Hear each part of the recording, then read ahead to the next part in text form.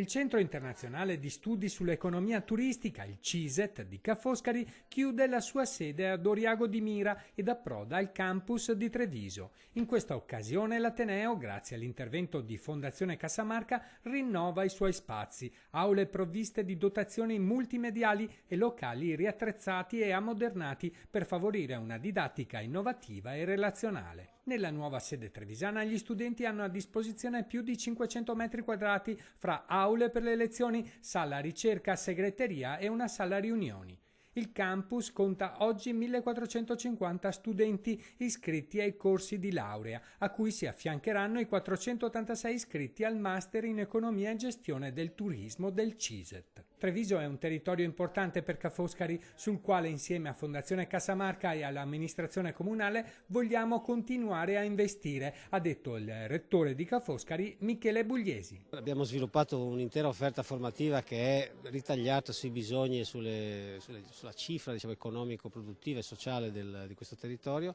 e adesso con l'ultimo anno, con 2 passaggi, il primo è stato pochi mesi fa l'attivazione del corso di turismo, l'iniezione di contenuti di turismo nel corso di commercio estero, che è diventato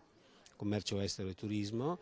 e oggi con l'insediamento del CISET abbiamo concentrato qui una parte importante delle nostre attività su un ambito, quello appunto dell'economia turistica, che vede questo territorio come uno degli elementi, dei luoghi, diciamo, di traino e con grande potenzialità di sviluppo. Un'occasione perché CISET consolidi il proprio ruolo per il territorio nell'ambito della ricerca applicata e nella formazione, sia accademica che professionalizzante per il turismo. È un fulcro nella città di Treviso che si occupa di turismo, una città che sta crescendo in termini turistici in maniera molto importante, che sta crescendo e creando nuovi prodotti